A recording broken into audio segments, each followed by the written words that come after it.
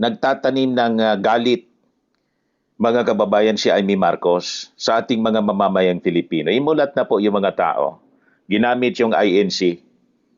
Ngayon, yung mga DDS influencers, ginamit yon na statement ni Yossi Castro. Pinapalabas, tinawag ni Yossi Castro na mangmang yung mga INC members. Mali yung pagkaintindi ninyo.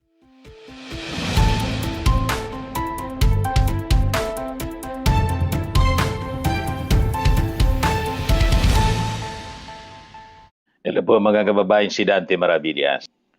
Kumusta na niya Mr. Maravillas yung INC rally? Lalo pong kumunti. Sa Liwasang Bonifacio ngayon, ito na lang yung tao. Sabi dito sa report ng Manila Bulletin, as of 10 a.m., around 1,000 members ng Iglesia ni Cristo have gathered at Liwasang Bonifacio with more participants continuing to arrive. Tingnan natin kung umabot sa 20,000 or 100,000 yung target nila. Malamang hindi na po umabot mga kababayan sa ganon kasi pagod na at nagising na rin siguro yung iba na ginagamit lang sila ng mga politiko para sa destabilization mga kababayan at iupo si Sara at wala mang support sa ibang mga religious organization. Sila-sila lang mga kababayan. Kinundin na nga ng CBCP at BCBP, pati ng mga negosyante. Kasi naperwisyo mga kababayan yung mga negosyo at mga workers, mga empleyado. Pati mga estudyante po. Ayan ang tao sa Liwasang Bonifacio. Kukunti lang mga kababayan. Karamihan dyan yung mga hinakot ni Libiste, ni Leandro Libiste, mga taga Batangas. Ito ngayon yung sitwasyon sa People Power Monument. Maayos na mga kababayan.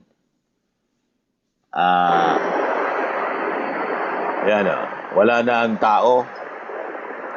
Maayos na yung daloy ng traffic.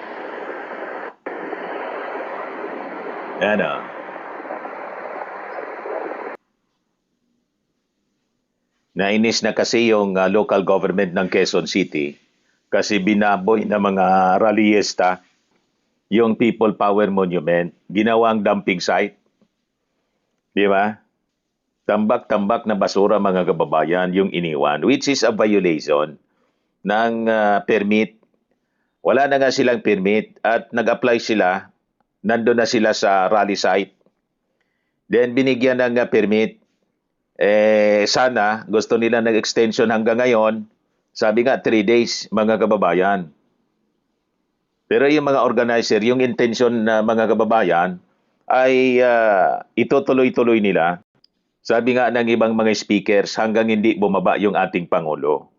Imbes na magalit yung mga tao kay PBBM, nag-backfire sa kanila, nagalit sa kanila kasi pinirwisyo nila yung mga tao. Nag-rally na walang permit. Ayan tuloy. Maraming naperwisyong negosyo, maraming naperwisyong mga empleyado. Backfire sa kanila.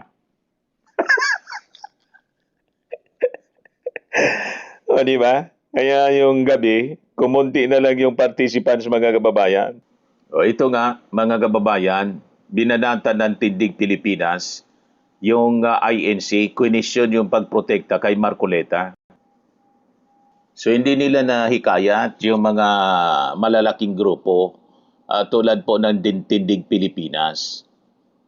So sabi dito sa balita ng Bandera, sa pamamagitan ng Facebook, ibinahagi ng Tindig Pilipinas ang pagkontra sa kilos protesta ng INC nang layon ay protektahan si Senator Rodante Marcoleta sa kasong plunder na isinampa laban dito or isasampa. Payag ng grupo, sa isang bansa na nasa ilalim ng constitutional democracy, wala raw dapat na government official na nag-organisa ng mga rally para kontrahin at harangin ang pagpapatupad ng batas. Accountability is not determined by the size of one's following, but by the strength of the evidence and the independence of our institution, sabi po ng grupo. Di ba, mga kababayan, sinupalpal sila ng iba-ibang grupo, mga church organizations, church-based organization, civil society, na sana hinihikayat nila na mag-participate dito sa INC rally. Wala silang nakumbinsi. Kasi nga mali, tama yung ating Pangulong Bongbong Marcos at saka yung sinabi ng Palasyo Malacanang na pilit na pinipilipit po ng kapatid ng ating Pangulo na si Amy Marcos at ng mga DDS influencers. Ito yung naging reaction ng ating Pangulo before na lumarga siya pa Canada kahapon. Tinanong ng media about the claim ng INC na inaakusa ng selective justice ang Marcos administration. Sabi ng ating Pangulo, well, they have their opinion. I believe they are wrong. Mali man talaga, mga kababayan, yung facts nila. Yung premise, yung facts, ang pinaniwalaan kasi nila, yung mga DDS senators tulad ni Marcoleta, na kaanib nila, at saka si Amy Marcos, at saka si Alan Peter Cayetano, ipuro kasinungalingan yung pinapakalat ng mga senador na yan. Binanata nga po ng Palasyo Malacanang. Biktima po ang mga INC members ng fake news. Kaya sabi dito ni Yossi Castro, nakakaawa. Ito yung tanong, mga kababayan. Ano po ang reaksyon ng Malacanang sa naging pahayag ni Senator Amy Marcos na ang administrasyon ay tulog at lasing sa kapangyarihan at tila nawawala na po yung focus ng administration sa mga mahahalagang issue? Napanood po natin mismo, personal, ang nasabing pagsasalita at pagtatalumpati ni Senator Amy Marcos sa INC rally kagabi. At ito po ang komento ng PCO bilang kumakalaban at lumalaban sa fake news.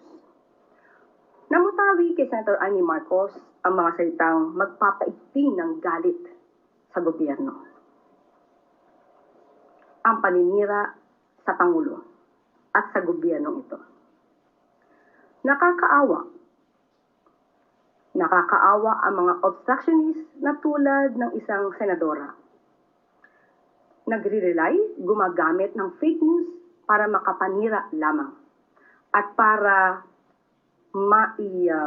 kalat ang mga ganitong klaseng maling impormasyon.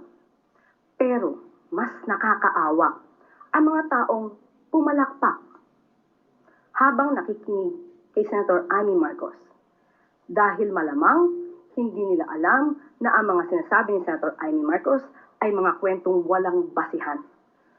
Nakakaawa dahil malamang ay hindi nila alam na sila ay ginagawa lamang mangmang. Sinabi natin na nadinig natin ang kanyang mga sinabi.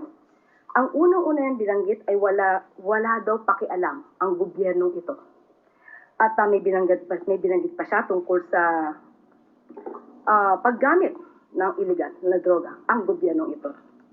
Pero ang tanong natin, ngayon ay sigasig ni Senator Amy Marcos na manira sa gobyerno.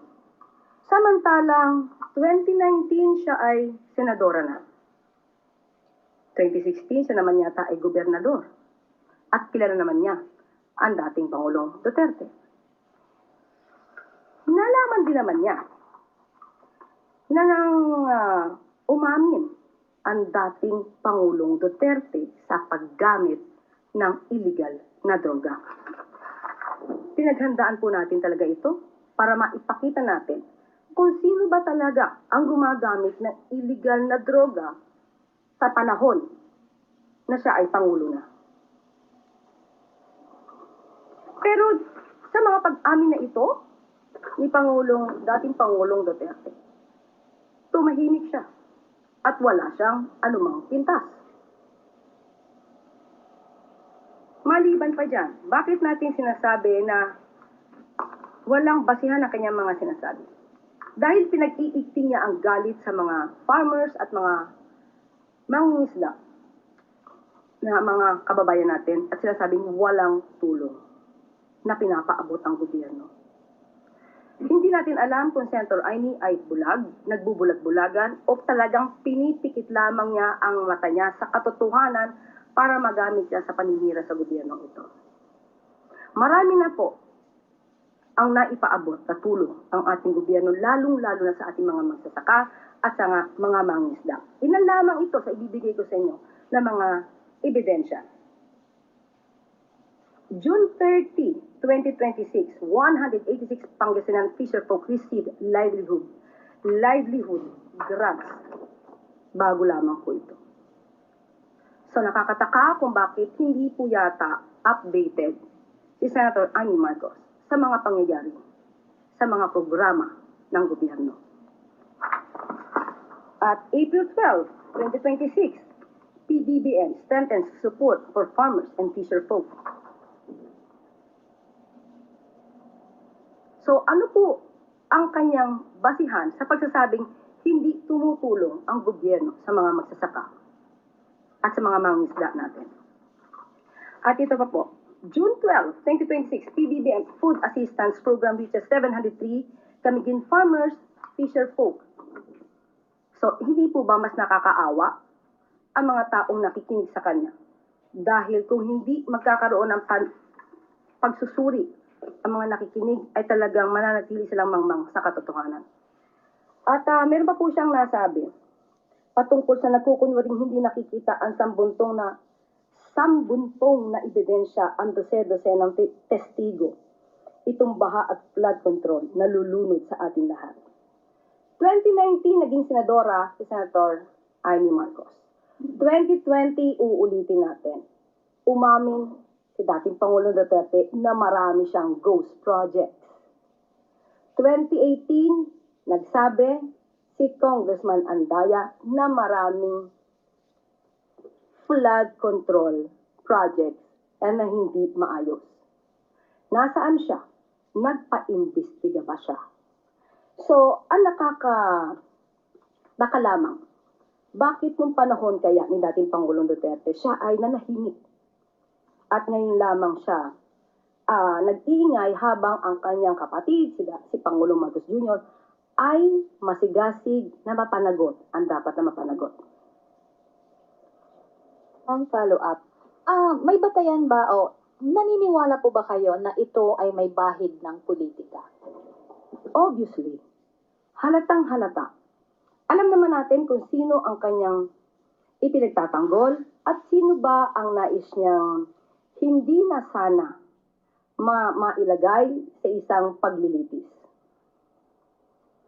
Basag na basag mga kababayan. At sa amin nga po, tuwang-tuwa yung mga farmers. Oh. Ano anya yan, Mr. Maravillas? Noong Tuesday pa lang ito, humigit kumulang 10,000 na magsasaka sa Bicol, pinalaya sa 418 million na utang nakatanggap pa ng mga titulo ng lupa. Yan o, look, nearly 10,000 Bicolano farmers received land titles and 418 million in debt relief from DAR on Tuesday. The Legazpi City distribution secures agricultural land ownership and aims to significantly improve local farming livelihoods. Yan mga kababayan, yung dating mga farmers na alipin sa utang, 418 million, pinalaya na po sila. At binigyan ng mga titulo ng lupa. Kaya fake news lahat, nagtatanim ng galit mga kababayan si Amy Marcos sa ating mga mamamayang Pilipino. Imulat na po yung mga tao. Ginamit yung INC. Ngayon, yung mga DDS influencers, ginamit yon na statement ni Yossi Castro. Pinapalabas, tinawag ni Yossi Castro na mangmang yung mga INC members. Mali yung pagkaintindi ninyo.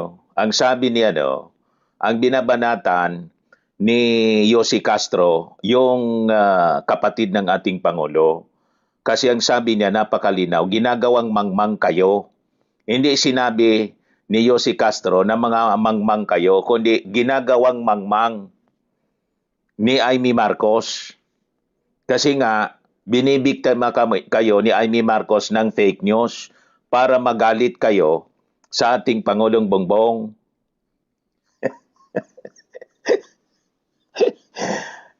Yan ang pinapalabas ngayon ng mga DDS influencers. Ito po, ipakita ko sa inyo. Post ng Gising Pilipinas. Yan o. Kinuha yung video ng press briefing ni Jose Castro kahapon. Yan o, Gising Pilipinas. May mukha ni Sara Duterte. Ayan, sabi dito, INC rallies tinawag na mangmang ni PCO Jose Claire Castro. Nakakawa ang mga taong pumapalakpak kay Senator Amy Marcos. Nakakawa kasi ginagawa silang mangmang. Ginagawang mangmang, hindi tinawag na mangmang, ginagawang mangmang. Tapos, naglagay sa ng caption, sinabi niya, INC rallies tinawag na mangmang. Hindi po tinawag na mangmang. Ang sabi ni Jose Castro, ginagawa silang mangmang. Iba yung tinawag na mangmang. You're putting words into the mouth of Jose Castro.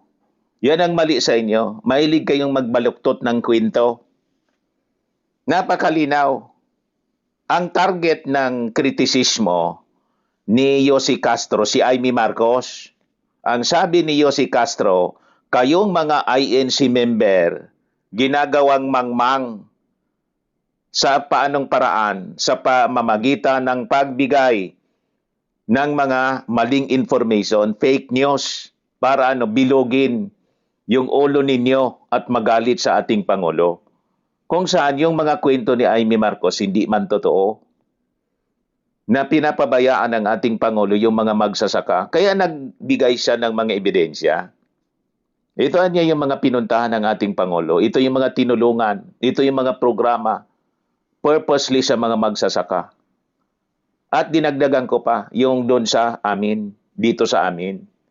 10,000 beneficiaries ng land titles na dati may utang sila. So, yung sa land reform, yung sa comprehensive land reform, kung saan may utang sila sa land bank, dinilit na, inerase na yung lahat ng pagkakautang. Pinatawad na sila, mga kababayan, at binigay ng libre yung lupa. Dinistribute yung mga titulo. So, paanong nasabi ni Amy Marcos na pinabayaan yung mga magsasaka? Tama. Yun ang punto ni Jose Castro. Kaya mali. Mahilig kasi kayo na mga DDS magbaluktot sa mga kwento tulad nito. You are putting words into the mouth of Jose Castro. Hindi kayo tinawag, yung mga INC hindi tinawag niyang mangmang. Ang sinabi ni Jose Castro, ginagawa kayong mangmang. Pinapaikot kayo ni Amy Marcos. Ang binabanatan ni Jose Castro si Amy Marcos kasi pinapaikot kayo ni Amy.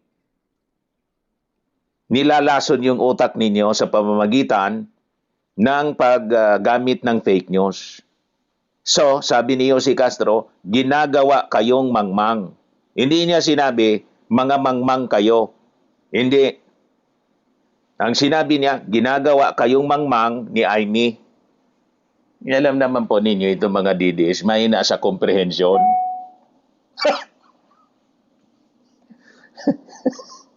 Yung mga DDS kasi po ang mangmang.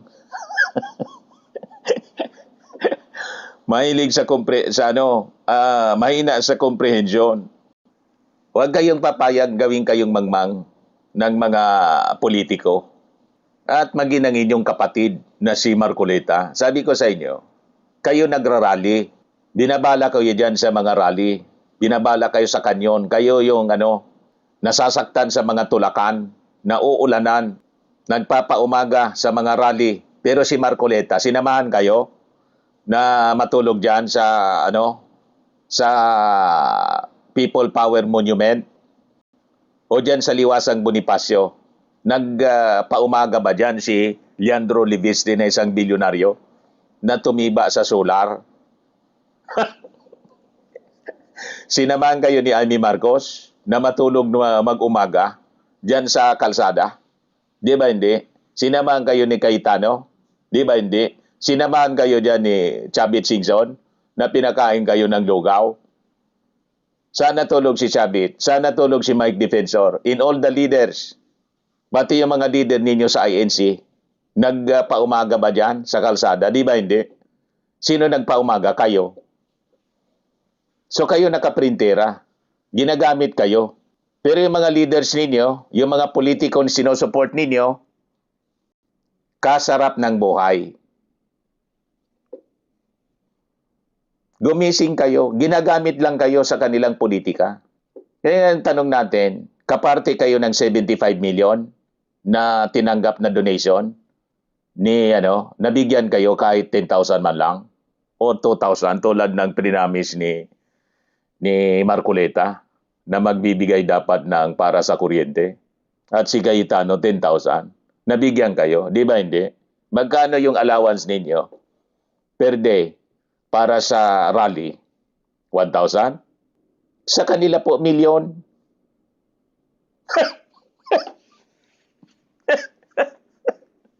Milyon sa kanila. Pero buhay ninyo yan kung gusto ninyo magpagamit. Nasa sa inyo yan. Di ba? Ginigising lang namin kayo. Sinasabi namin sa inyo, ang reality dito sa mundo, gamitan. Kung gusto niyo magpauto, di sige. Sarap ng buhay ni Marcoleta, kapatid ninyo sa pananampalataya. Sabi dito sa report ng ANC. Lacson, sabi ni Lacson, investigators verify alleged 75 million receipt.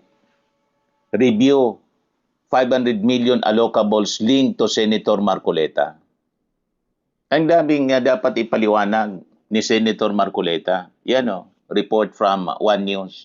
Senator Lacson said investigators are verifying information regarding an alleged receipt of more than 75 million by Senator Rodante Marcoleta. The probe is also examining around 500 million worth of allocables or infrastructure projects reportedly linked to Marcoleta during his previous stint as member of the House of Representatives. Authorities continue to validate the information as part of the ongoing inquiry. So that is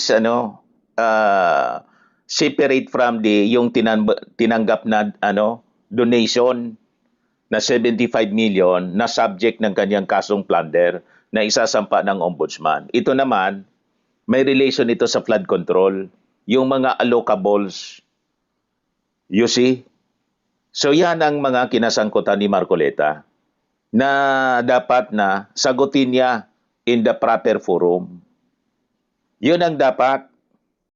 Kaya tama itong sabi ng ating Pangulo.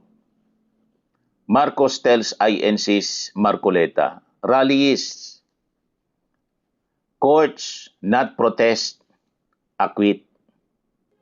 Sa korte mo niya sagutin kasi yung mga protesta hindi mag-acquit sa iyo yan. Kung naniniwala ka na wala kang kasalanan, harapin mo sa korte. Hindi yung kasi sasampahan ka ng kaso, magpoprotesta ka, gagamitin mo yung grupo mo para i-intimidate yung ating gobyerno. Mali ang ganon.